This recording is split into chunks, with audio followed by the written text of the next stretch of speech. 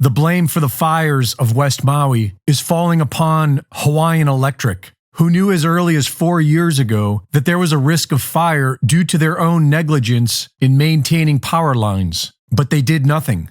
Hawaiian Electric, who is owned by Vanguard and BlackRock, has been shifting their focus to clean energy. And in order to build back better, the old system must first be destroyed. And so the power was left on to feed the flames.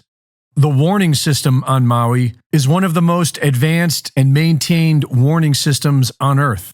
Residents are accustomed to monthly tests, but on the day of the fire, no sirens went off. There were no warnings. The director in charge of this warning system was at a FEMA disaster seminar in Oahu as the fires were devastating the people of Maui. According to documents obtained by H&N Investigates, Ndaya was in Waikiki at the Alohalani Resort attending what was scheduled to be a 3-day FEMA disaster preparedness seminar called the Pacific Partnership Meeting. A receipt from the hotel shows Ndaya checked in last Monday, a day before the fire started. That same receipt lists a departure date of Wednesday, August 9th, the morning after flames reduced Lahaina town to ash. According to Tuesday's agenda, the day wrapped up with a networking reception at the hotel's Longboard Club from 5 to 7 that evening.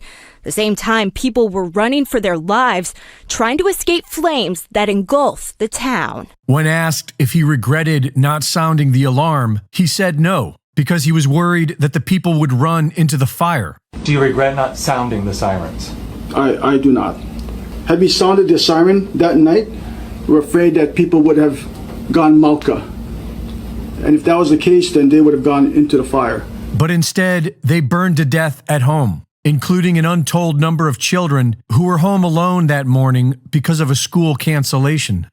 The water wasn't on, fire hydrants were dry, and the deputy director of Water Resource Management, who was named an Obama Foundation leader, refused to release water for the West Maui fires until it was too late. He says that in order to share water, Hawaiians need to discuss equity. Really, my motto is always like, let water connect us and not divide us. Like we can share it, but it requires true conversations about equity. Without any warnings and without any water, the people tried to flee, but they were stopped by the police, who had orders to keep people from escaping. I said, "What are you doing?" He goes, "Well, I'm under orders to keep them here." And I said, "The fire is right around Safeway. It's going to hit Front Street. You know, these people got to get out of here."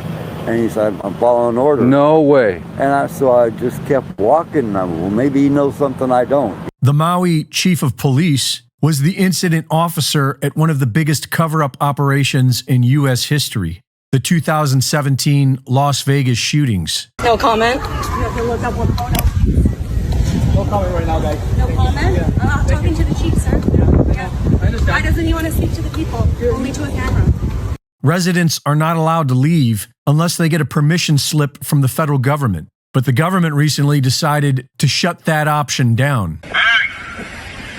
I've just been informed that we are shutting down this placard distribution as of now. While the fires burned, a book was published about the entire event. The book blamed climate change and was written by a Dr. Milestone. The definition of milestone is an action or event marking a significant change or stage in development. Hawaii is being usurped by the same billionaires pushing for the World Economic Forum's Great Reset. They have been planning on turning Maui into a test bed for their artificial intelligence smart grid. But the people were in their way, so they burned them out.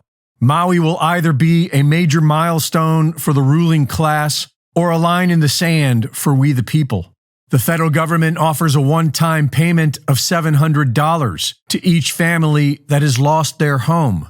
And the governor of Hawaii tells reporters that the state plans on acquiring the land.